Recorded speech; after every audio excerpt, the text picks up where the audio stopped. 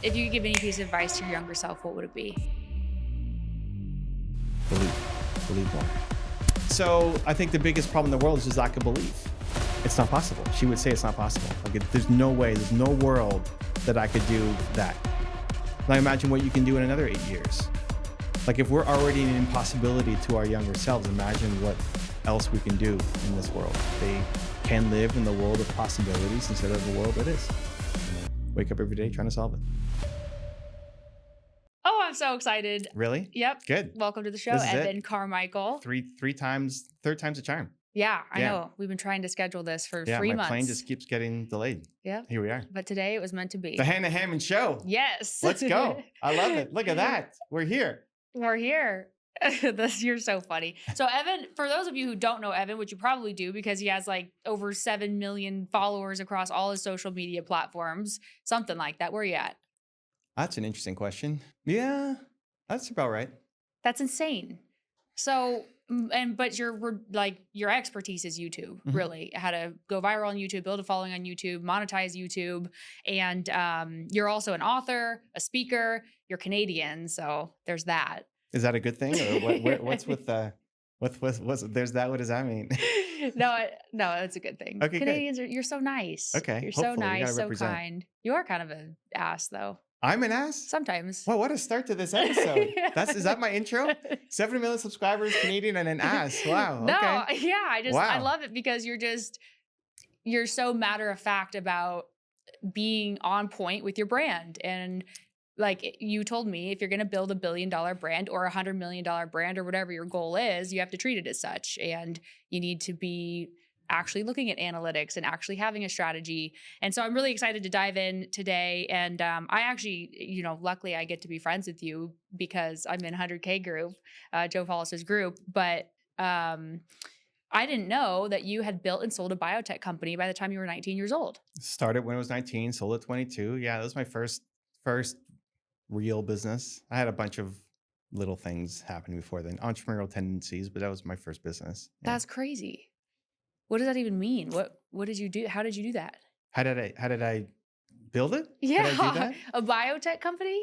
Well, okay. So my background is not biotech, but there are two founders in university, and I connected with them, and I became COO, whatever, in a 3-person company. Like it doesn't matter, right? Yeah. And I was given 30% of the company equity and $500 a month, and that's how we started. Wow. And all of my, quitting on my partner, coming back the next day, all of the failures, all of the struggles. That's really I think your purpose comes from your pain. I think whatever you struggle with is the thing you want to help people through. And because I struggled so much in that business, I wanted to help other entrepreneurs not struggle as much as I did. And so that ended up leading to the website and the YouTube channel, being on the Hannah Hammond Show, all the great things that put on the bio. That was my next question is what led you from biotech to being a thought leader on YouTube? When we sold the company, I didn't want to sell, but when we sold the company, I got asked to speak and represent Canada at a bunch of these events. So I guess I was featured somewhere, and I don't even remember how it happened, but I was, there's a conference called APEC, Asia Pacific Economic something community. I don't know, cooperation. And every country sends delegations out every year to it. And they always bring a couple of young people from each country. And so I went to represent young entrepreneurs in Canada. And so I spoke in Mexico City. It was my first time doing any kind of speaking engagement. I wasn't very good, super nervous, spoke really quickly, all the things. And then somebody saw me there, and she ran a delegation in Brunei where they were trying to get Brunei not so dependent on oil and wanted to encourage entrepreneurship. So can you speak at our event in a couple months in Brunei? It's like, okay, cool. Yeah, I'll go speak there.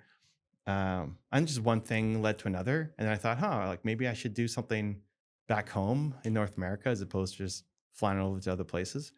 And then that led to me doing events in my hometown of Toronto, that then led to YouTube, that then led to, I don't know, all the things. One thing led to another. It wasn't planned, just the next thing. Yeah. When I sold my business, I didn't know what I wanted to do. I said yes to a whole bunch of things. It's like you sell your business, you wake up, you don't know what to do tomorrow. Because I had my life structured and then it's gone. You know, like if you got out of real estate and got out of podcasting, like, oh, what do I do tomorrow? Oh, Mhm. I don't know. You're looking for things to do. So the venture capital, I went to venture capital because we never had to raise money, but I was always curious about it. So we sold our business before we had to raise. That was our next step. Is like, do we raise capital or do we sell? And so we sold. But I was curious about it. So okay, here's a fun thing to try. Why not? And I connected with a group in Toronto that the principals were all in their 60s or 70s, and it was kind of their retirement job. And they took me under their wing and taught me a lot about how they see business. At that up until that point, I only knew my one software company. I didn't know anything Mhm. else. But when you're in the VC world, every day you're seeing all sorts of these different companies, and they did a lot of advisory work as well. And so I got to see how they thought and saw so many different businesses that I was like, oh, that's really cool. Which then led to my website and then YouTube channel. And again, now we're here. So, how long were you in the venture capital space? Year and a half. We were Okay. helping raise like 500,000 to 15 million for growth companies. You were just a GP? I was in charge of basically bringing in new deals. Okay. So these guys had the street wired, and the Canadian VC market is not as it's not as aggressive as the US. And so a lot of times they'd look for partners. So they would bring a deal, and then we'd go to an American partner and like, hey, like if we lead this, would you also fund part of it? And so they had the street connections, but they didn't have the entrepreneur connections as much because they weren't hustling because it's their retirement job. They're sitting at their offices and just doing their kind of networking. So I'm willing to hustle and grind and meet entrepreneurs, and like I love doing that. And so I started connecting with entrepreneurs who were growing in the city, and then made the introductions to the VC firm to say, hey, if you need capital, here's an opportunity. So I brought deals in. I was a rainmaker to bring in deals, and they taught me what happens after somebody comes in for a pitch. Okay.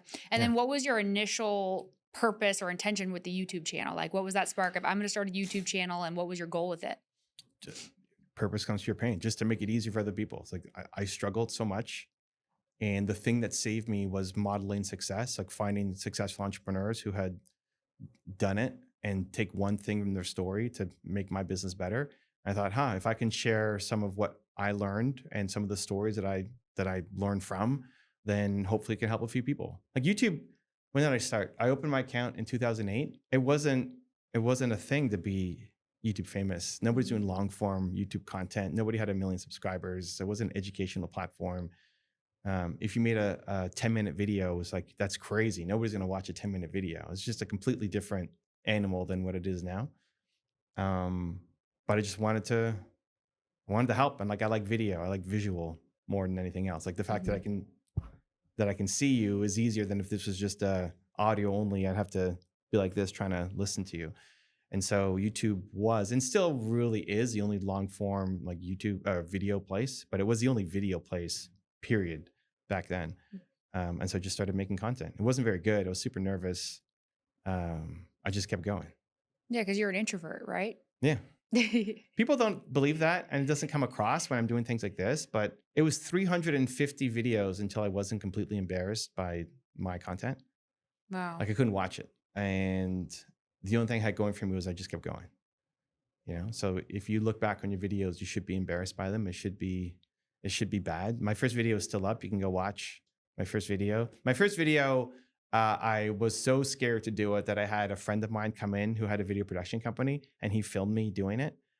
And we took a whole day to film what was, I don't know how many lines I said. I was trying to memorize the lines. I'm sitting there in a suit. If you want to laugh, you can see me in my blue suit and in perfect plant placement behind and like the setup and design, and just trying to memorize the lines. And then most of the video is B-roll with me doing audio on top of it. But for me to memorize those like 15 lines or whatever I had took the whole day to film, and still was not very good. So I went through all the same struggles that everybody goes, maybe worse because I'm introverted and there were no real models to look up to say like, here's how it's done. But I just kept going. So, was your initial, and for those of you who are listening and not watching, Evan's wearing a black sweatshirt with his gold. Yeah. His Wow. gold. The hesitation on the gold is rough. Well, it's debatable, but Okay. Fine. it's more of like a mustard. But Anyway, How do I flip this table over? You know, his gold what did you belief. call me? You What know, did you call me? A Canadian, but then what? There's something else afterwards. It wasn't very no, nice. you're amazing. I Oh, love okay. you. You're one of my Okay. favorite. I was telling AD before you got here, you're one of my favorite people in the whole world. Wow. Okay. You are. You just Okay. like always make me happy, and Oh. you're so smart, and uh, you're so willing to help, and you want other people to win, and it's hard to find that. Oh, good. Well, that's true. But anyway, I don't know about the smart thing, but I do want people to win. yeah. Yeah, and you're known for hashtag believe, and it's like believe in yourself and believe in reaching your highest potential. Yeah. And then you wear the same outfit every single day Almost.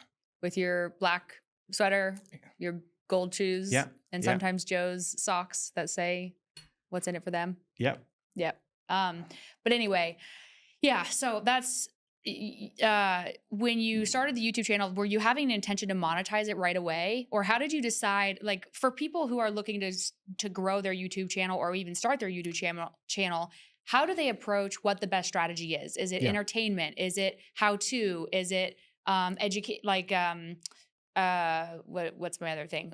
Interview style. Like how do you know what that best strategy is and how do you align that with your goals to monetize it? Got it. Okay, great. So how I did it was not how I would do it now. YouTube's a very different game. When I'm helping entrepreneurs figure out the YouTube strategy, it's well, first off, are we an entrepreneur? Like, what do we sell?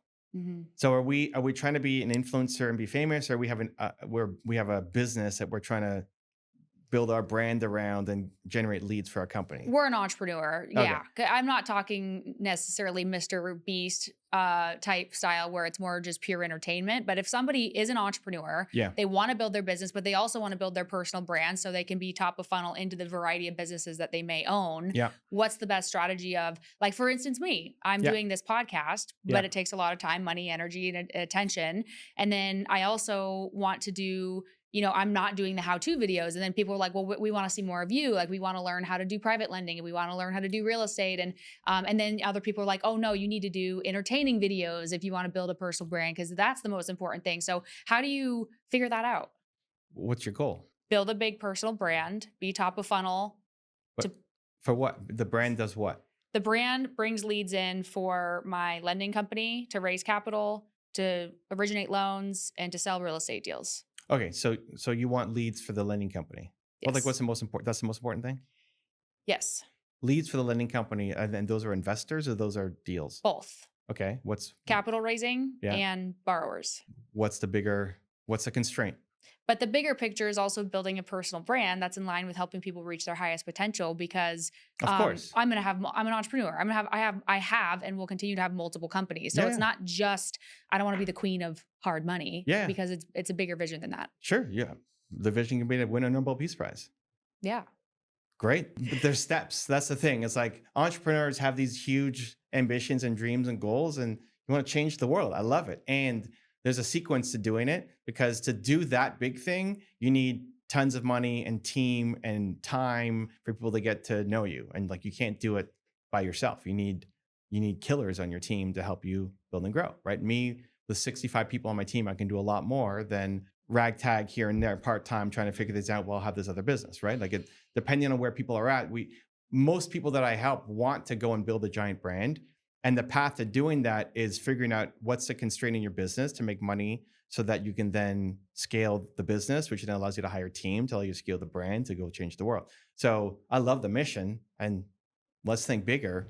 And to do that, we need team to help us accomplish that. And to do that, we need money to be able to pay team to go off and build everything else. So it's not, so it's like, I don't want to be known as just this. You won't. And it's great, like, going through this, because the people watching think the same thing. It's just not right now. It's like this sequence. Mm-hmm. So it's like the dream is possible. It's actually faster to go this path than to try to do everything all at once and end up doing nothing.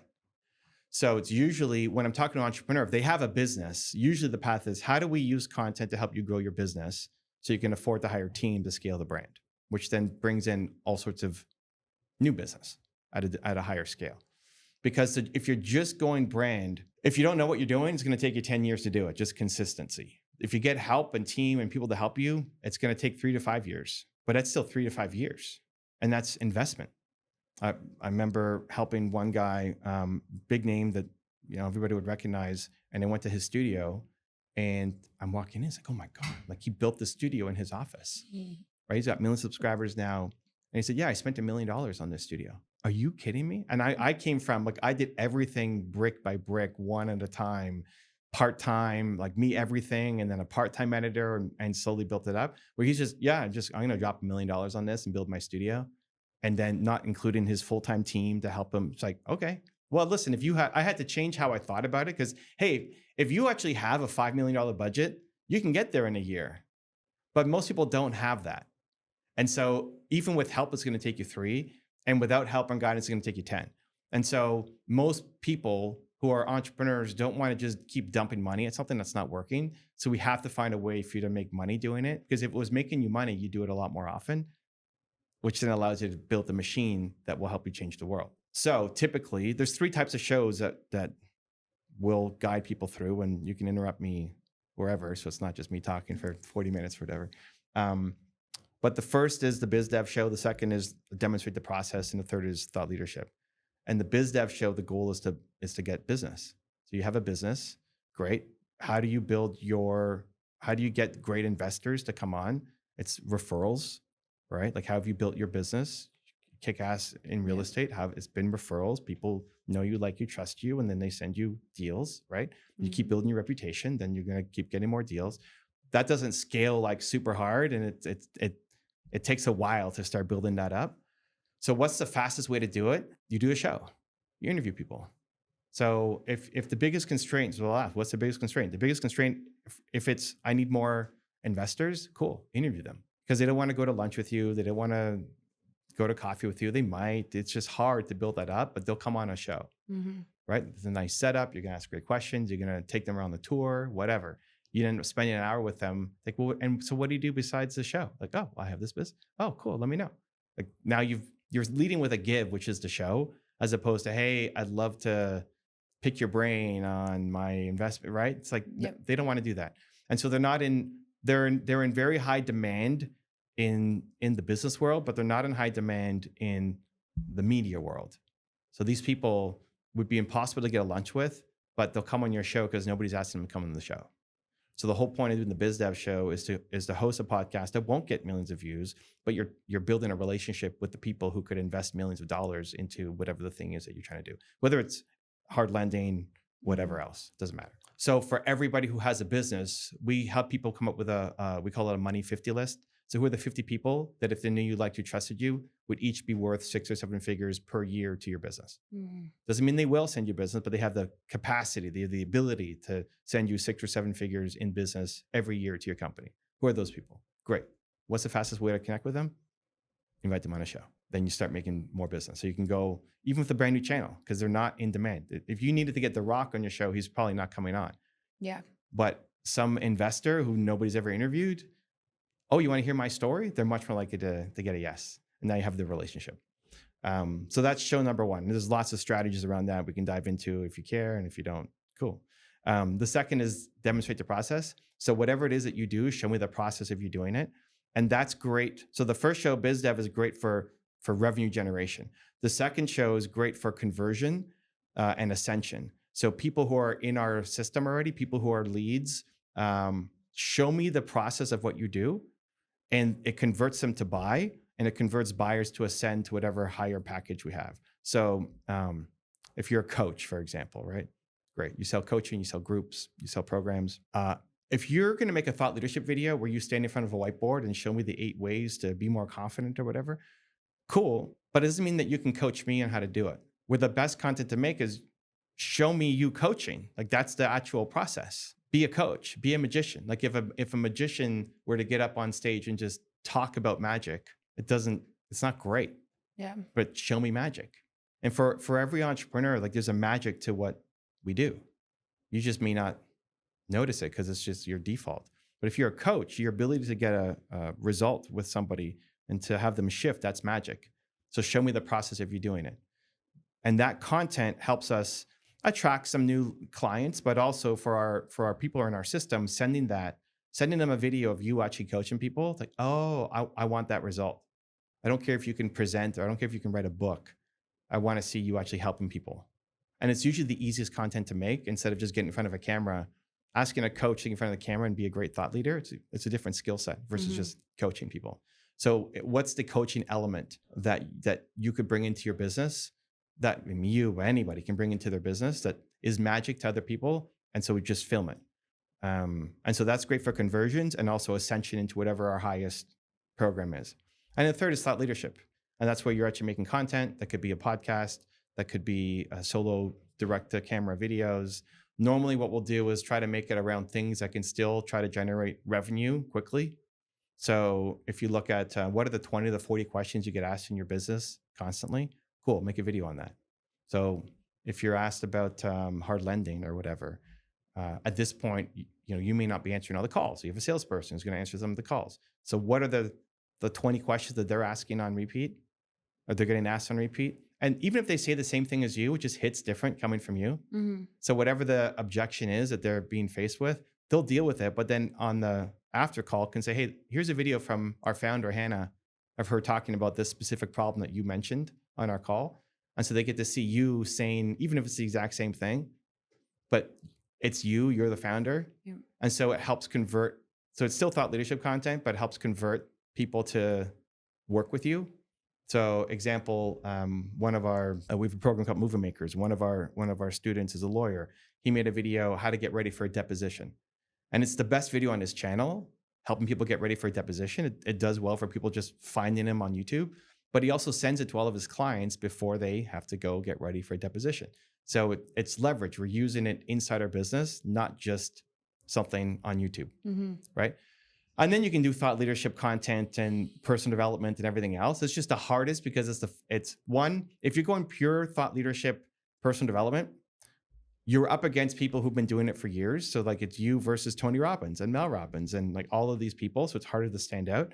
And so you're not as good yet. Mm-hmm. And so you have to get good if you want to win in that game. And two, there's no revenue model attached to it yet. And so it's hard to commit to versus if you can see, and that was all we did at the beginning, is like help people do that. But it just took so long for them to actually get good and see a business model attached to it. It's like, okay, we need to find ways for them to make money while they're doing this and building a brand at the same time. Yeah. So anyway, I talked for a bunch. Those are the three shows. That's what you're here for. Okay, good. So you recommend doing all three of those strategies at the same time? No. Or just one? No. Well, it's like I want to solve whatever the biggest constraint in your business is and use content to help you do that. So we've said, okay, I want to change the world. I want to win a Nobel Peace Prize. I want to help people be unstoppable. Awesome. Cool. What's the biggest constraint in your business right now? Mm-hmm. What's the smallest thing that, like, if you could, like, what's our fastest way to generate an extra $1 million in your company? And if you said, I need more investors. Okay, cool. Let's use content to help you get more investors. Yeah. And I would spend the next 6 months helping raise whatever you need. You're trying to raise $10 million for your fund, or I don't know how much you're trying to raise. Cool. $1 billion. $1 billion? Mm-hmm. Well, what's the next step though? Like $1 million. Oh, sorry. I heard $1 billion. No, $1 billion. But the next step is is another $1 million. Yeah. Okay, great. Or Well, whatever. Yeah. Great. Right. So $1 billion is awesome. Let's get there. Cool. What's the step in front of us? If it's $1 million, cool. I mean, $1 million is one person. Yeah, that's right? the thing. It's just the next person, the next person, the next person. Yeah, like you don't want to be taking $10,000 checks from tons of people. It's like, who's the person who can drop $500,000 or $1 million or $2 million into this thing? Because for them, they're just betting on you. Yeah. Great. So they need to know you. So what's the best way for them to know you? Do a show and interview them and talk about real estate. Okay. And then when you create your show, how do you know if your strategy is working or not? Like, how do you know what are the most important analytics that you're looking at? Are you looking at views? Are you looking at subscriber growth? Are you going after a certain conversion amount? Like, how do you know when to pivot and when things are working versus when things are not working? What are we trying to accomplish? Well, right now, for speaking for me personally, I'm just trying to grow. I'm not running ads at this moment, but I'm about to start running them. So it's hard to be like, okay, what is healthy growth for a YouTube channel? How do you know if things are actually growing on a good pace? Like for you, was there an inflection point where you just took off after years? Our friend Eddie Pinero said it took him like 7 years of pretty steady, slower growth before he actually hockey sticked and took off. Was that similar for you? Like, how do you know if you're growing on the right pace or if you need to make a change? Yeah, I mean, so like the way you're going at it is basically the hardest way to do it. which cool, whatever. I mean, if you that's I try not to prescribe like the hardest thing, there's easier ways, but whatever. It's like I always try to help the person in front of me accomplish the thing that they want to do, right? And so that's why I always try to tie it to business first. We said, no, I'm going to do my business in a different way. All I care about is YouTube growth, and I want to win in the podcast game. And there's Mel and Lex and Joe Rogan, and everybody else, and I'm gonna do it my way, and I want to win in the hardest game there is. Okay, cool, let's go. Um, it comes down to getting good. So if you look at my YouTube channel, I post this on my website. If you go to evancarmichael.com and scroll down a little bit, you'll see my year-over-year growth every year. In 5 years in, I have 2,000 subscribers or something. Wow. I That's wasn't amazing. good. Yeah, it's like how many do you have? How many subscribers do you have on your channel? Oh, I just started. I have like just under 1,000. I mean, it took me. So you're coming to my mastermind that we're doing Yeah. here on the weekend, and we have one member, Markham and Jody. They have a channel about retirement that they started, and 4 years later they have 70,000 subscribers. And compared to my channel, 4 years in, I had a couple hundred. That's crazy. Right. So like my path isn't necessarily, I was slow. I didn't do most of the things that I should have done to try to get better. But inflection point, you can look at the numbers. You can see, I don't know, where was it that I took off? Is it when I hit 5 figures or 6 figures or $1 million? Yeah. But in 2014, I did 2 things. That was, I guess, 6 years in. I married Nina, my wife, and I got help. I got my agent, Steve. And Steve is the same agent that worked with Mel Robbins and Grant Cardone and other people. And the combination of Steve giving me advice and help, that was a 85% fit. It's like somebody gives you a hat and doesn't like quite fit. You got to make adjustments, but it was still way better than having no hat. So the combination of his push and my wife's support really made a huge difference for me to start taking off. So the answer is I got help, and then I started getting better. But it doesn't have to take you 6 years or whatever. Yeah. Like it'll just come down to how good are you at the thing. And it's hard for someone, like, you're great for how little you've done, right? So it's like, Thank you. I don't know how many episodes you are deep on your show, but you haven't done 1,000 episodes. Like right? 23 or something. Yeah, go watch video number 23 on my channel. It's terrible. It's for sure terrible. For sure terrible. So you're already way ahead of most people on their curve, but it's like in the comparison to whoever you think is the greatest podcaster, Rich Roll or Lex Friedman or whoever, it's like, okay, it's nowhere close. And fair. I mean, they've been at it for how long, and you're getting started on the journey, right? And so it's like the willingness to learn to close the gap between them. Yeah. And that's in the guests you pick and the questions you ask, and more Hannah showing up each and every time. Already this, like 20 episodes in, is better than whatever the first one was, right? I don't know who the first one is. Robert Kiyosaki. Okay, great. Yeah. Well, Robert, he's great. He's a great interview. Like, he can interview himself, but whoever like the second person is, or the third person, right? Like you're probably iterating and growing so much already. If you look back on episode 19 and say, oh my God, I suck, but then if you look back on 3, it's like, oh man, I really sucked back then. And just, I'm much better. So what metrics are you paying attention to? It's sure. I mean, of course, if your goal is growth, then views and subscribers is the thing that you're going to be after. Ads, I didn't know if you're thinking about you being monetized, you're going to run ads. Those are different strategies, but of course, the views and subscribers, it's like, that's the end result. But what's the work that goes in? What's the input to create that output? It's going to come down to you. Yeah. And I mean, in my opinion, it's like the Alex Hormozi, Grant Cardone, Gary Vee, any of the big influence, Tony Robbins, the more audience you have that are aligned with your values and know, like, and trust you, then the sales are easy because you have a big reach. And so I think that it's a multi-pronged approach of building the audience and getting the right audience that will convert to sales in the short term as well. Well, that's a big yes and, right? So we help a lot of people behind the scenes with a lot of different things that they're working on, and a lot of projects that mega flop because they have a big audience, but not for the thing that they're trying to sell. And so it doesn't do well. And I'll give a shout out to Tom Bilyeu, only because he shared this publicly, but he's got 4 million subscribers on his YouTube channel, Impact Theory, awesome show. And Tom's longtime friend of the channel. He launched a comic book that failed. He launched a crypto project that is still ongoing, but struggled to get out of the gate. And I mean, you could probably find the tweet and show it up on screen, but he lists all of these things that he tried to launch that did not work because he had the wrong audience. Because he built an audience around personal development and health and well-being and mindset and entrepreneurship, but then he's launching a comic book, something completely different. So if you're not building the audience for the product that you want to sell, then it doesn't lead to sales for that thing. It can create a new business model. It could lead to Tom is a speaker and gets paid a lot to go and speak on stages, but you may not want to travel every weekend to speak on stage. Tom, might get a book deal, but maybe he doesn't want to write a book. Like, it creates a different business model around the audience that you have. But there's a lot of people, big name people, who have millions of subscribers, but then they can't sell the thing that they want to sell because it's not connected to what their audience wants. Yeah. Right. So I'm obsessed with figuring out the business model, because if you don't have a business model, people quit.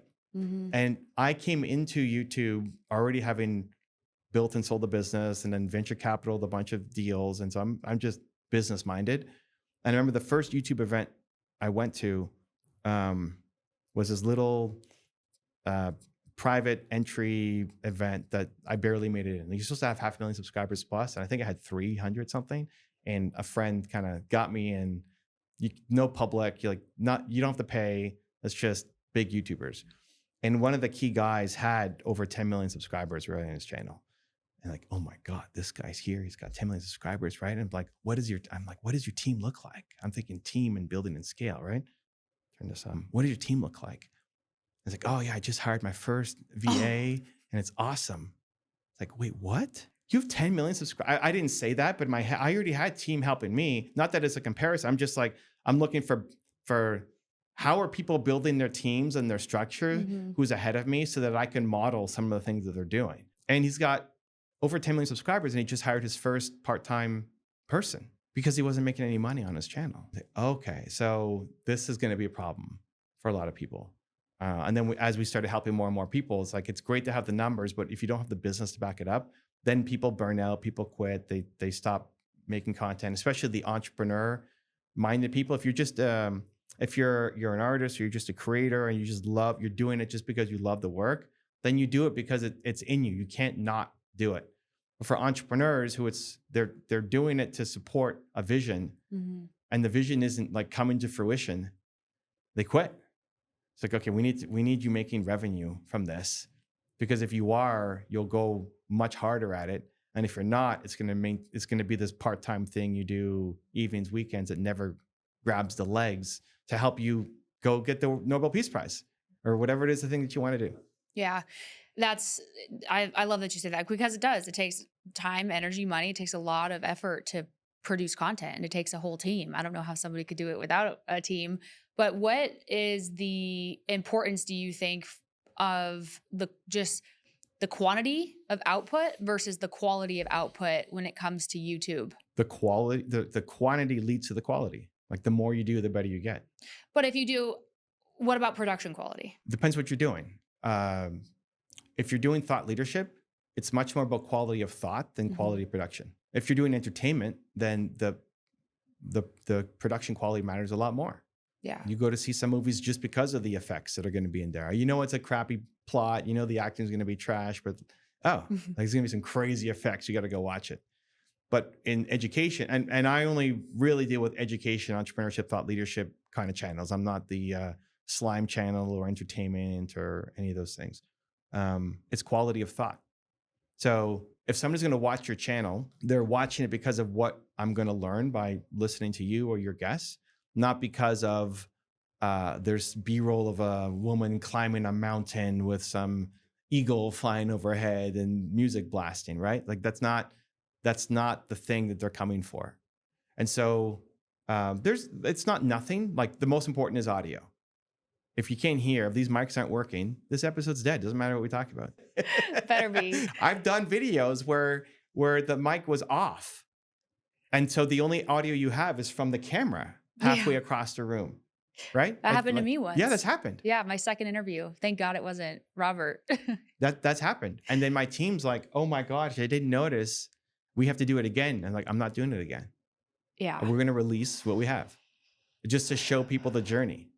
And the comments on those videos were, dude, you have all these subscribers. Can you afford a mic? Can I send you a $99 microphone? Why does this guy sound like he's in a toilet?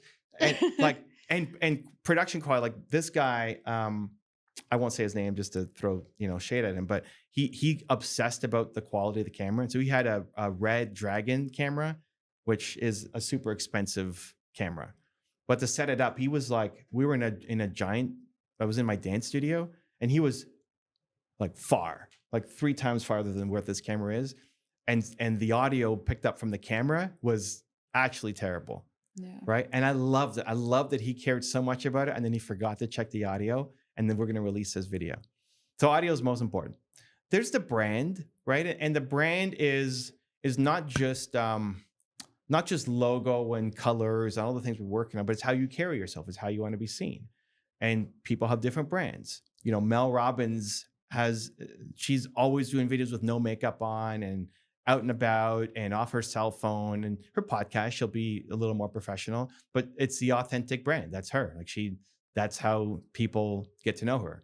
She's not always polished and perfect, right? Where other people are going to be a lot more attention to detail, polished, perfect, the setup, but you're not going for that. You're going for the like, it just speaks to the kinds of conversations that you're going to have.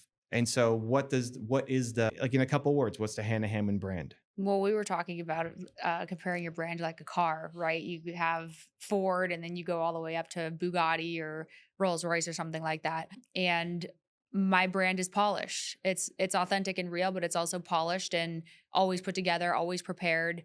And you were kind of saying is like, oh, well, even if you go to the gym, you drop down to like a BMW, but when you're really polished and put together, you're up at maybe a Lamborghini or something like that. So that's how I would see it. Yeah. So great polish. So, and for the audience who was showing me videos, no, I do authentic and raw and real, and like showed a video of her going to the gym or something, still with the hair and the lashes. Like, come on, that's which is fine. And that's you. And that's cool. Right. That they're not coming for the just woke up. Oh, hey guys, I hate my life, and you hadn't put your extensions in and everything else. Right. Which is just a completely different brand. So if I'm coming for you, like I think a brand is an emotion. And if you want people to feel polished or prepared as a result of consuming your content, like how am I going to feel as a result of watching your content?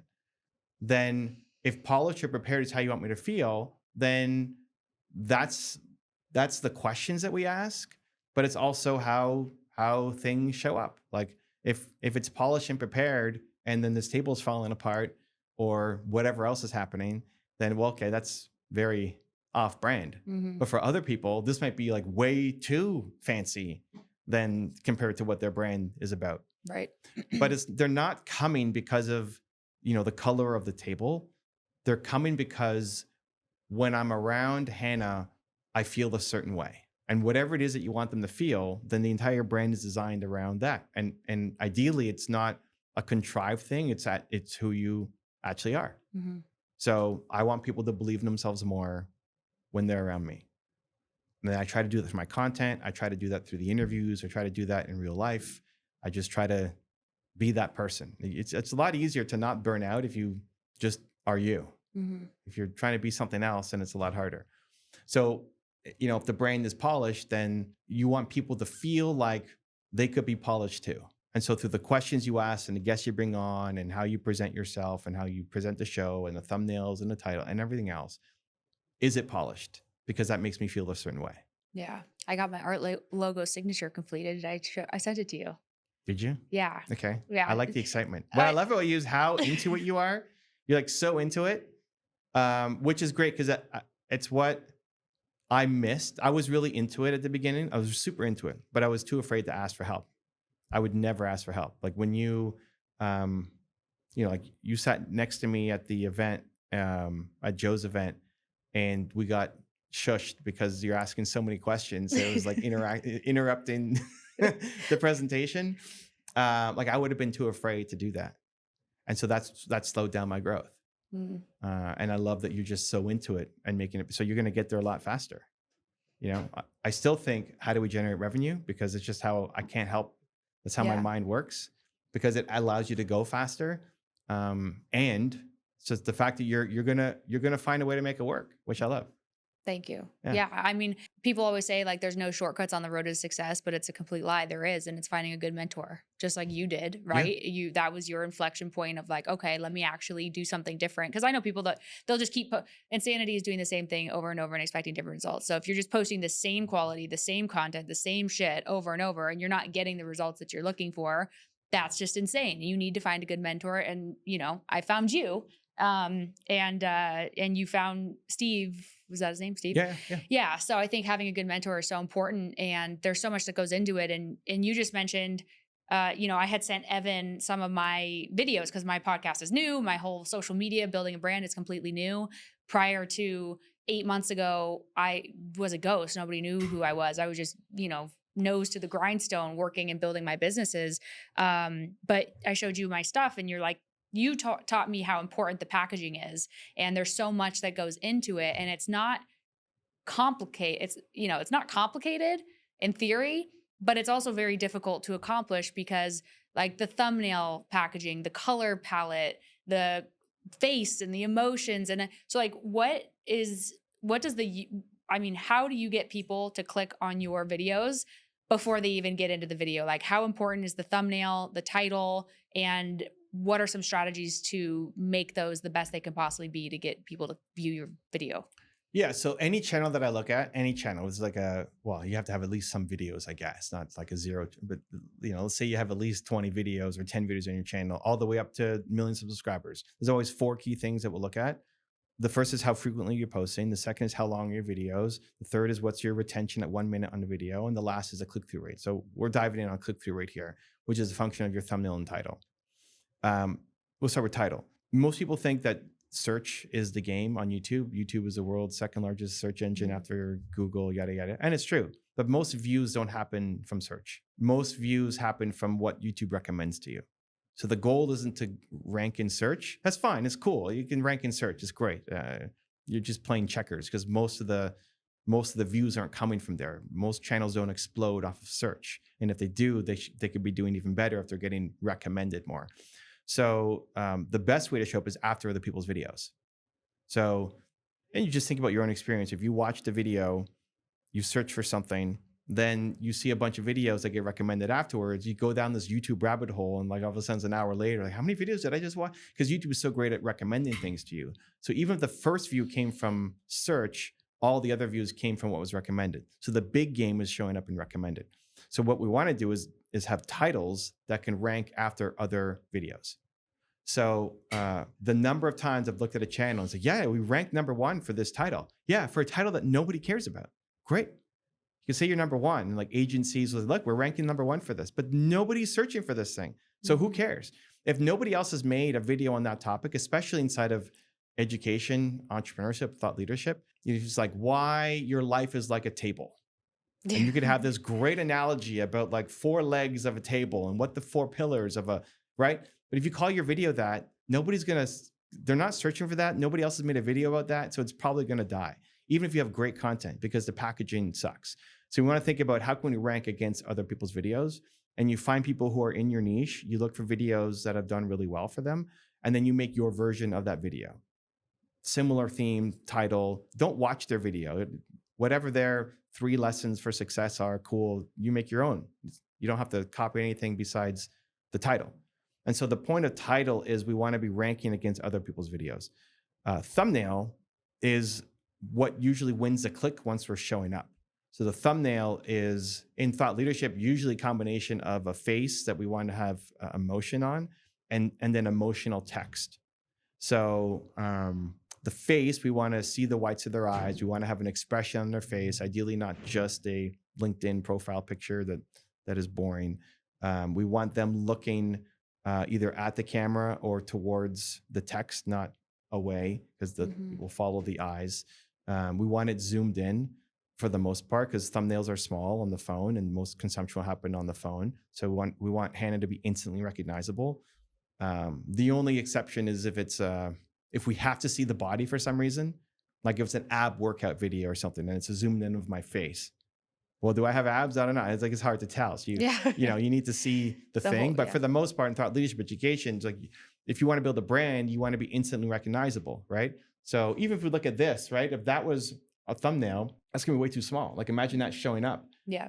Right now for here, it's fine. But if we're looking at it as a thumbnail, it's gonna be way too small. We want to zoom in on the face. The face should be, you want to be instantly recognizable because people are scrolling. And so even if I know that that's you, if that was on the thumbnail, I might just scroll right past it because it's just too small. Text, we want to be emotional. What's going to get people to stop? And there's all of the psychological sales principles that go into copywriting apply here to get people to click. What other mistakes people make? You don't want to have a giant logo on there. You don't want to see the person's name. Like on this thumbnail, if you put my name, that's valuable real estate that's taken up. I think we took that off your thumbnail too at the beginning, right? Then you put the name. Okay, so why not have the name? Well, every letter has to fight for space. The more clutter there is, especially if your brand is well polished, the less people are going to click on it. So if people recognize me, then they don't need to know my name because that's Evan. And if they don't know who I am, then saying it's Evan doesn't matter anyway. So the name doesn't matter. You have Robert Kiyosaki on, like they know Robert. Oh, that's Robert Kiyosaki. Awesome, I'm gonna click.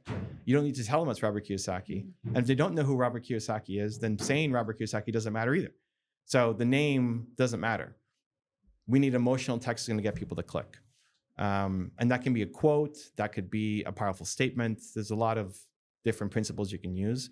But it really matters. And most people thumbnail text is pretty boring. And the pictures are too zoomed out and pretty boring. And it's a different type of graphical work. So a lot of people come from a graphic design background, make thumbnails really fancy and have a lot of stuff going on, but it ends up being clutter. And then there's too many elements. And so when it's small, it doesn't stand out because it's too much motion, too much stuff happening. So an easy eye test is you design your thumbnail because we design it in Canva or Photoshop and it's like giant and you can see every detail. Cool. Shrink it way down and then take a screenshot of your competitors or whatever your video is going to be called. See what else is showing up down the side and then put your thumbnail on top and see does it stand out or not? And for a lot of people, it doesn't. So there you go. How does that? Is that good? Yeah. And how do you find an optimized title, like the best title for your videos? What's the strategy for that? We want to show up against other people's videos. But how do you know what's a good title? You start with whatever you would call it. So you're going to make a video on blank. You start with what's a video that you would want to make? Oh, and in the educational space? Sure, and whatever. Well, I mean, it could be how to be a private money lender. Perfect.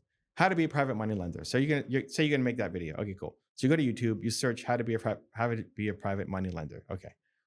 Now we're looking for the videos that show up that there's more views on those videos and subscribers on the channel. So we call those growth videos. So videos that have done really well for smaller channels. If you're a small channel, you had 1,000 subscribers, you said? Yeah. Cool. So what videos have done really well for small channels around that? But it's probably not going to be called that. And it might be called something completely different, but still means the same thing. So, in my world, motivation will do way better than inspiration in a title. To me, it's the same thing. I mean, is it different? Sure. But if it's in the title, it's basically the same thing. So are there other words for private money lending? Hard money lending. Hard money lending, alternative financing. Yeah. But you never know, something like that. There might be a video that's 5 alternative financing for your home or whatever that's popped. And we went in thinking private money lending, but if we call it this, it'll do way better because it's already proven that it's done better. And so that happens all the time. We want to make a video on something cool, give it your best shot, but then see what's actually been created already that's done well because people are searching and they're finding that video. So what we want to do is show up after that other person's video that's already doing well because it's proven that it works versus trying to create and hope that somebody finds this video where there's nothing around us. Yeah. Right. And what about for you said the 4 things was 1, click-through rate. The second one was the first 60 seconds, keeping viewers past the first 60 seconds. So how does the algorithm work, and how do you best edit the video to keep viewers past the first 60 seconds? Yeah. So the other two are easy typically. Like is frequency, how often are you making content? If you're What doing should that content be? like once a week is unless you're making like epic levels of content, once a week is your ticket in. So you want to be at least once a week. Is there too much you could be posting? Does it? If you are posting like every day, then I would say let's now focus on analytics and data and figure out which series are working so we can start improving the quality. Okay. You have enough data to work off of. If you're doing a video every 2 weeks, you're also not getting good enough at the skill. If you practice anything, if you were to sell a home or like get a listing or do a tour every 2 weeks, it's like you're just not getting enough reps in to get good at the skill, right? So like for anything, right? You go to the gym once every 2 weeks, Yeah. you're not going to get good, right? So same thing with video, interviews, podcasts, your own channel, making content. Just you have to do it more frequently. And then length, 10 minutes plus. You want to be in content for the range. Long form crushes on YouTube. 1 to 3 hours is awesome. Seeing the biggest growth in 1 to 3 hour videos. Rogan blew up with 3-4 hour long videos, right? I don't know how long we're going today, but the longer you go, the better. It's really hard to win off of a 5-minute video. It's not that you can't. Although you have 28 million views on a 5-minute video. Sure. On your YouTube channel. Yeah. It's a really old video. Yeah. Right. Back before long videos even were a thing. So YouTube likes longer now versus then. You wouldn't do that again? Yeah. Yes. Short. Yes. YouTube, their number one goal, and this isn't just YouTube. This is every platform. Their number one goal is to keep you on their platform for as long as possible. Right? TikTok, Instagram, they want you on their platform all day long if they could, because that's how they make money and sell advertising and everything else. So YouTube's number one goal is watch time. They want you to stay on YouTube for as long as possible. If you help people stay on YouTube for as long as possible, you're going to get rewarded with more watch time, right? So they're going to keep recommending your channel. If people watch a video and then leave, or they leave 5% of the way through, like, oh, this video must suck. Let's stop showing Hannah's videos to people, right? So the longer you can keep somebody on the platform, any platform, the more that platform is going to reward you for doing it. And so in education, the big shift that's happened in the past 5 years is YouTube has become the default education place to go to. So when I was making videos, like back in the day, that 6-minute video, I was being yelled at, like, this is way too long. Nobody's going to watch a 6-minute video. It's crazy. You don't understand the internet. Like all of these things. People who are in the space were like freaking out that that video, I don't remember what it's at right now. It's in the millions. 28 million. No, it wasn't that video. It was a different video. Oh, 14 million. I was just on your channel before this. But the short ones, like YouTube was a different beast back in the day, but nobody was making long form content. This didn't exist. Now, if you want to go and learn something, if you want to learn about hard money lending, cool. Where are you going? YouTube. Yeah. But like, otherwise, where would you go? Like the library? No. Talk Google, to your mom? maybe? Like, Yeah. exactly. Where are you going? People just go to YouTube. So YouTube it's not really a social media site. Like the social component is not that big on YouTube. You can go to the comments, I guess, but it's not, most people don't leave a comment. There's no ability to message on YouTube. It's not really a social media site. It's an education platform, at least it's entertainment as well, I guess. But every other platform is short form content. So if you're doing entrepreneurial educational stuff, TikTok, Instagram, the others are short form video, and it's inspiration and entertainment. How much are you going to talk about hard money lending in a 45-second Instagram reel? Yeah. Like you can have it be an inspiring piece or like a quick hit, but you're not learning anything. You go to YouTube to learn. It's long form content. So YouTube loves long form content. So the longer you can go, as long as you're good, like we've helped a lot of people go from Instagram to YouTube and they crush the first minute, but then they struggle because they don't know what else to say. How am I supposed to talk for 10 minutes? 10 minutes is not a long time. 10 minutes is like the bare minimum, guys. You got to be making longer video. So if you're just filling air with nothing because you don't know how to make a longer video, well, then don't go make a 20-minute video with you just filling air, and get the skills to get better so that you can actually say something more meaningful, right? So if you were to make a 20-minute video on hard money and lending, you might have to think about it a little bit, but you could do it because you know what you're talking about. Yeah. You wouldn't run out of things to say 60 seconds in. But a lot of people are moving from the short form platforms to long, are struggling with that because they're used to speaking in sound bites, which is fine. It's actually a great skill to have. But if you don't have a deep well of knowledge, then you get exposed pretty quickly. Like, oh, this person doesn't know what they're talking about. Mm-hmm. So they struggle to make long form content. Podcasting is a hack because you can just bring on people and ask questions. Yeah. I don't have to be the expert. I'm going to bring on an expert and they're going to tell me whatever, we're going to talk about. But then that also doesn't build your brand as an expert, right? So if you're only bringing guests on, then you're building up a Larry King kind of brand where you're a host, which for a lot of people doesn't lead to business, right? If you want to grow your hard money lending business, being a host talking about YouTube doesn't help accomplish that, right? So it's like we're achieving something else. So long form content is where people are going to learn. YouTube is where they're going to learn. So long you can go, the better. Those are usually the easiest things to fix. Like how many videos are you making? How long are you going? Great. Make more and go longer if you can. The last one is the retention. So the first minute really, really matters. So most people who are watching your videos don't know who you are, which is good. Like that's what you want. If you're only talking to people who know who you are, you're not growing. If the goal is growth, you have to be reaching more new people every day. Who's there for Hannah something? That's what we want. We want brand new people every time. And so you don't have a captive audience on YouTube. If you're doing a show in theater or something, the first minute doesn't really matter. You're not going to get out of your seat and leave if the first 5 seconds aren't awesome. But that's what happens on YouTube. It's not a captive audience, right? Or Hollywood. Most Hollywood movies would tank because the retention is so bad at the beginning, right? Now, it might be, if you still had like a Tom Cruise or whatever movie, you put Mission Impossible on, I'm sure it would still crush. But where a lot of people struggle is they have a lot of good content, but the beginning is so bad that then it never gives people a chance to discover the person. So most people will start with like, hey guys, welcome back. It's me, Evan. I'm so excited. I'm going to talk to you. And they're gone.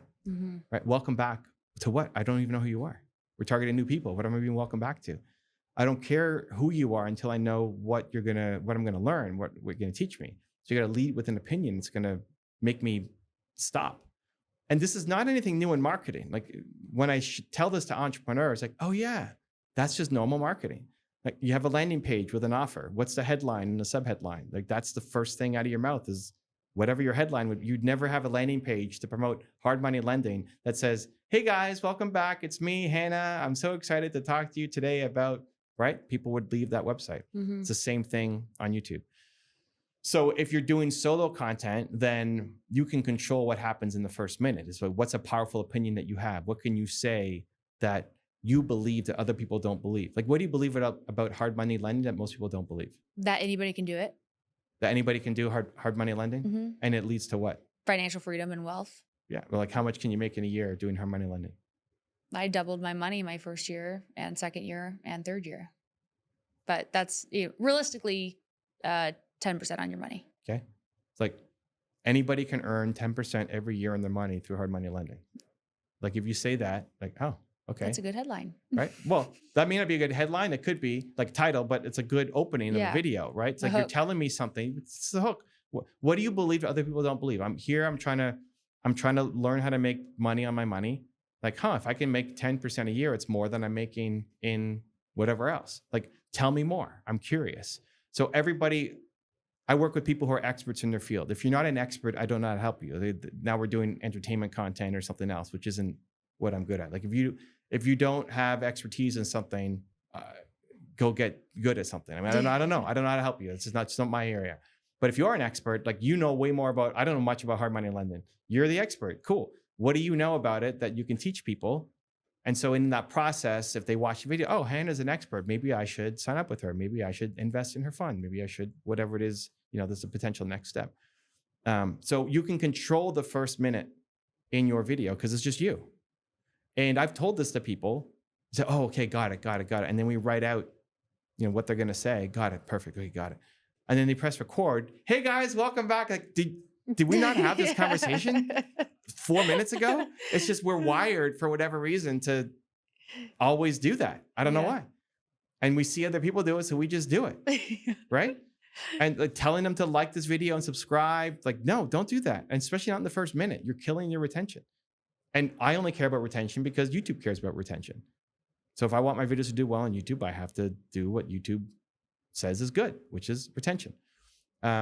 So you can control it. Just don't have the fancy logos and the intros and you getting out of a car and like all of these things that people 30-second bumper at the beginning of their video but I need to establish my credibility. Nobody cares. They don't care who you are yet.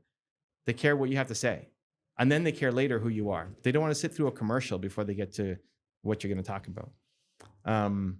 So there's some of that work. And like we have a framework, super quick. It's just opinion, story, advice. If you just, we can go more detail on that stuff, but basically we take opinion, story, advice. So anybody can make 10% of their money every year through hard money lending. Cool. That's your powerful opinion. Story, whatever your story is. It could be your story. I doubled my money for the first 3 years every year, whatever.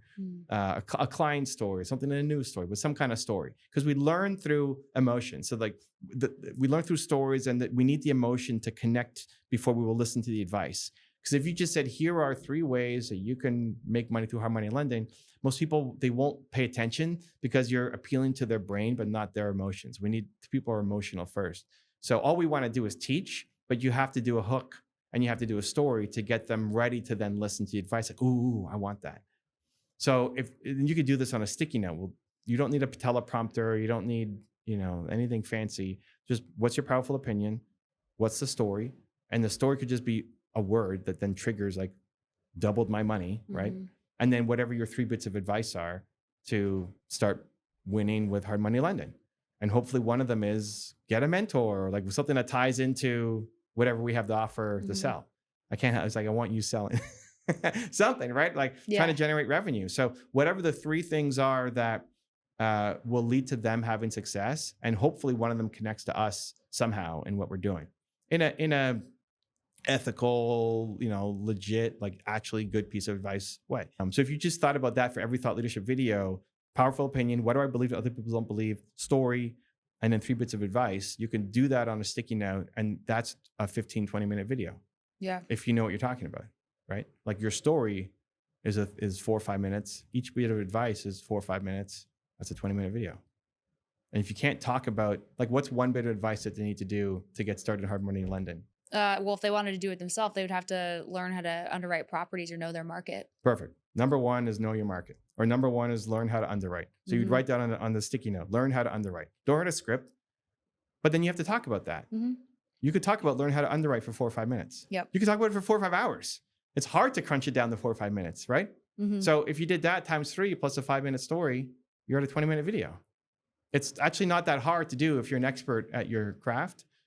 Just having some kind of structure like that helps. So it's not just, okay, hard money lending, go. Like there's so much to talk about. Where do I even start? Yeah. Right. So having little constraints on the creativity help. If you're doing a show with somebody else, the beginning usually sucks. So if it's a podcast, if it's a coaching session, if it's a round table, whatever, the beginning of the show is not good. I don't know how we started this.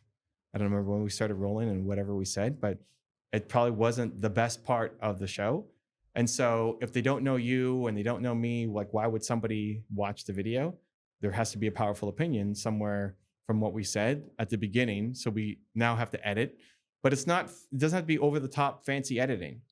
It's just, what are the things that were discussed in this episode that are the most interesting that you could put at the beginning, so that people want, it's a little mini trailer. It's like on this season of Survivor or whatever, like it makes you want to watch the rest of the video. And when you're with somebody else, it's almost always going to suck at the beginning. And so you either cut clips or you then record afterwards an intro yourself talking about the powerful opinion story. You don't have to necessarily give advice, but you're setting up the video that they're about to watch. Yeah. Right? Like if you said, I don't know what I said on this episode, but if you then did an intro, like YouTube is the most powerful way to build your brand in 2025. And I wish I had started it 4 years ago, but I didn't. But today I brought in Carmichael, who has 4 million subscribers, and he's going to teach me how to 1, 2, 3, because I want to go change the world and win a Nobel Peace Prize. I hope you can too, right? Or something like that, right? Yeah. Just something like that. what did you learn? What's most exciting but powerful opinion at the start where you intro it. Either of those two can work. And it really just depends on what's the best. Like if there's no sound bites from what I said, then great. Then like, get better guests and ask better questions. And so you might have to cover at the beginning and make it with an intro. It's really just about what is going to hook somebody's attention at the beginning of the video. And those are the easiest two ways when you're dealing with guests. And when you're solo, you just have to nail what you're going to say. Yeah. And it's frustrating for a lot of people because you might spend 45 minutes doing a video, and that's time, right? Like you showing up and doing a 45-minute video, and if you got to do your hair and everything else, right? And just getting prepped and ready and like the mindset, I'm going to film videos and all of that. And then for a lot of people's videos, you look at the gold standard is at 1 minute, you're at 70% retention. It means 70% of people are still there 1 minute into the video. A lot of people's videos at 1 minute, they're at 30%. That video is dead. And so you just spent 45 minutes recording this video and pouring your heart into value, but it's dead. It's a dead video because your intro sucked. And so like not every minute of this video is equally important. The first minute really, really, really, really, really, really matters. And then there's the rest of the video, right? And so people just don't, like how do you, part of the mentorship, because we don't think about these things naturally. So how do you start getting outsized growth on your channel? It's over-indexing into the things that really matter. What do you think is the biggest thing people are doing to inhibit their growth on YouTube? They're not making money. Yeah, they don't make money, so they can't invest in team to really build. Like if well, I don't have enough time to invest into YouTube. Like I've got 3 hours a week or 2 hours a week to do videos. Like, okay. But if it was the number one way you're generating revenue, you'd be spending a lot more time. So they don't make money. And so a lot of it comes down to just expertise. If you are the host, like your expertise, or if you are the person on camera, it's your expertise, the ability to deliver a powerful opinion and teach or ask great questions. But then it's also team's expertise. From the studio to the editor to the thumbnail to all, it's team's expertise. And the higher up you go, the more expensive everything starts to cost, especially if polish is your brand, right? So like what's the ultimate version of polish? Like you're doing it on an airplane, on a private jet, you're doing it from private resorts, you're doing it from wherever, super fancy places with insane backgrounds. You're showing people a life that could be, right? Not living in the world that is, but in the world that could be. But that now costs insane amounts of money to do it. There's no way anybody would do it unless you are just crazy independently wealthy, like some of the people I've helped, right? But that's still like I default to bootstrap, no money. How do we grind that way through? Because that's what I did. But some people, it's like, no. They're a billionaire. How do I grow? It's like, oh, okay. Dropping $3 million on a whatever is nothing. Like, oh, okay, that's a different world. I'm not used to it. So that was a shock for me getting into some of those spaces. But for the most part, I don't think that's most of the people watching. It's like, how do you grind your way up? Okay, well, so how do we make money doing it? And if you're waiting for AdSense to turn on, it's just such a long path to make that happen that I want to find ways for people to make money from their content faster so they can build team and go change the world. Yeah. When can you start getting paid ads on YouTube? There's two different ways. I might mess up the numbers. I think you need to have, there's a subscriber number and there's a watch hour. I think it's 1,000 subscribers and 4,000 watch hours in the last year. Usually the watch hours is harder to hit. Like 1,000 subscribers is not hard to hit. I mean, it's still a number. The first 1,000 is the hardest 1,000, but the watch hours is what usually kills people, especially when they have short 5-minute videos or whatever. Just so hard. You're waiting so long to get the 4,000 watch hours. And it's not 4,000, it's something close. But then whatever, AdSense turns on and you're making $3 a month. It's like, it's not that it's, oh my God, I'm rich now. There's often, I mean, it's nice that you're making something, but it's such a long road to be able to make money, especially when the content isn't very long, that it just, you have to be thinking millions. If you're not getting millions and millions of views, you don't really have an advertising business. So that can be an ambition, which is great. I think everybody should have that ambition if it's in them. But if you were waiting till then to make money, you have to be independently wealthy, or we need to find ways to make money in our business. Yeah. How do Yeah. you feel about inserting your own little commercials throughout YouTube? I was advised to do that, like 20-second commercials to test them to see how your audience reacts to start making money. Of like, hey, if you enjoy this video, blah, blah, blah, if you're a borrower looking to finance your next fix and flip, the link below you click the link below to apply to my to get a loan or something like that. And so he said to insert these little videos, or like, hey, if you're interested in being a private lender but don't know where to start, click the link below and I'll help you out. And then starting to test, because he told me it was Pace Morby actually, and he's like, people are coming into the store, Hannah, but you're not selling anything, and so they're going to go buy from somebody else, and so it would be advantageous to start generating revenue from the content you're putting out. And you could start by putting little ads in your own videos to start seeing where you're getting bites and traction, things like that. Yeah, that's a solid B- plan. To make it better, you date before you get married.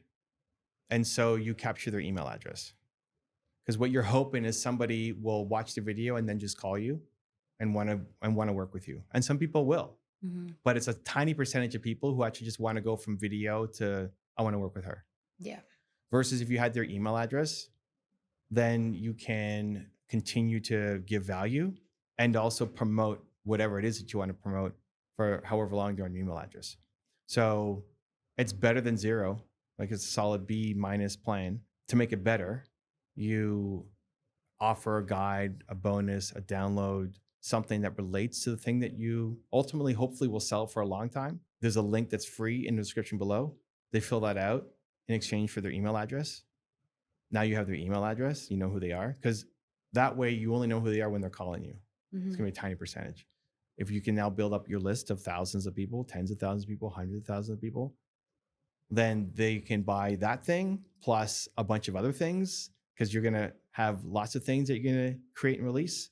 When you are launching your book or whatever else, you have a list of people to send to. When you're approaching a publisher, having an email list is amazing, Mm-hmm. right? And so it's good to be thinking about. I love the idea. The execution could be a lot better. Okay. Yeah, I'm working on creating that guide to put the email list or the link to gather emails and whatnot. And I just didn't come from marketing. I was always referral based, but now to build what I'm going to build, like now I'm learning all the ads. So make it as easy as possible. Like it could be a bonus video. That's just a private video. It's an unlisted video. Yeah. That they get when they give you your email address. So what would be, if it's for people who want to potentially borrow money, what would an interesting video be? A topic, forgetting how we deliver it, video or PDF or whatever. Like what would it be? What would the thing be? Seven steps to what? Yeah, to investing in real estate. 7 steps to investing in real estate? Yeah. How to flip a commercial property. Okay. Or a residential property. So could you come up with a bullet list of 5 to 10 things that people care about? Mm-hmm. Great. How to find deals. Perfect. Mm-hmm. But so you can just put that on a sticky note and then just stick around here for another 20 minutes after or whatever and just go through those points. That video doesn't have to be perfect intro because they're coming from an email. We're not trying to rank in YouTube for this video. Mm-hmm. So it's like, hey, thank you so much for clicking the link. You want to know about how to buy real estate? I'm going to share with you the 7 biggest secrets to winning and the pitfalls that most people make. I don't know how long it would take you to come up with the list of what the 7 things are. Not long. Yeah. Okay. So Easy. if it takes you 7 minutes to come up with a list of 7 things, I don't know. And then how long would it take? Like you could, if you're good at what you do, you could just talk to it. Mm-hmm. Like the problem with the PDF for most people is then, well, it has to be designed well. It's got to have the right look and feel and the fonts, and it's work that may not be your skill set if you're not a designer. But for you to make a video, if it takes you 5 minutes to come up with what the 7 things are and 20 minutes to record it, you're 25 minutes away from having your free bonus. Yeah. Like it's not. The hardest part is the knowledge to get to the point where you can just churn that out in 25 minutes is because you had years of experience in all of the failures to get to where you're at. So it could just be a video. It doesn't have to be a fancy landing page email with like huge quiz and questionnaire and giant funnel and sequence and PDFs or anything. It could just be you. Here's a video, which is incredibly valuable. Yeah, I like that idea. I have the knowledge. That part's easy. So you're 25 minutes away from having what you need. Okay.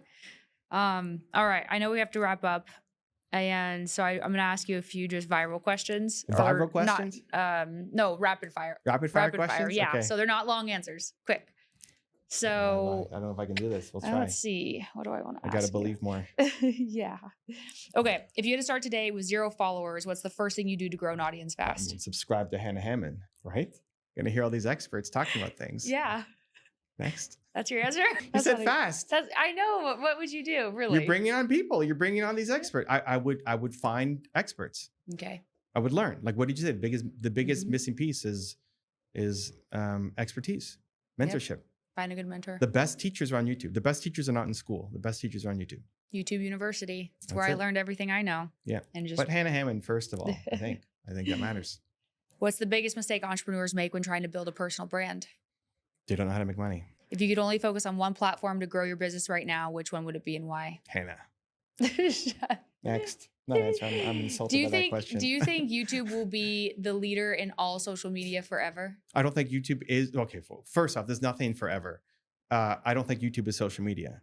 Or social platforms? I don't think it's a social platform. Internet platforms? It's a content platform. It's just different. It's not social. YouTube is not social. Yeah. There's nothing social about YouTube. Like it barely has comments.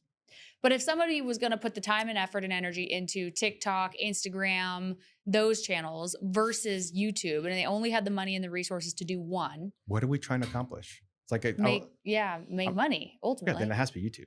Has to be YouTube. Yeah, that's not even close. But it depends on the goal, right? I'm not. I mean, I have 1.5 million followers on TikTok, and we can make short form content. It's awesome. What are we trying to accomplish? If you're trying to make money, though, it's not even close. It has to be YouTube for now, but it's not forever. You think something will replace it? Of course. Is it out yet? There's been YouTube killers forever. Like IGTV was supposed to be the YouTube killer. What's I'm that? so excited. It was Instagram TV, Instagram long form content. You just don't go to Instagram to consume 40-minute videos. It's just not the culture of Instagram. So there's been all of these. I don't know if it'll be, it might need a new technology change. Like it might be whoever allows you to beam into somebody's living room and it's like holograms. It might be a whole new technology that we then lean into. I don't know. I don't see anything anywhere close on the horizon. Like YouTube is the place. Yeah. If you want to make money with content. I want to make money with content. Well, then it's YouTube. All right. Last question. All right. What if you could give any piece of advice to your younger self, what would it be? Believe more. Yeah. Believe. Yeah. Anything's possible. Believe. Yeah. And it's like if we look back, you look at your story, what you've been through in Hawaii and like everything that you've gone through. You look at Hannah from 8 years ago and you look at Hannah now. The Hannah from 8 years ago is like, what you've done is not possible. Yeah. It's not possible. She would say it's not possible. Like there's no way, there's no world that I could do that. Right? There's no way. And you've done it. I was suicidal 8 years ago. That's what I'm saying. Yeah. Yeah. What you've done is already impossible to you, right? So I think the biggest problem in the world is just lack of belief. Like imagine what you can do in another 8 years. Like if we're already an impossibility to our younger selves, imagine what else we can do in this world. And that's the point of what you're trying to do with the show, right? It's like create these inspirational moments to help people realize that they can live in the world of possibilities instead of a world that is. So I think lack of belief is the world's #1 problem. And I wake up every day trying to solve it.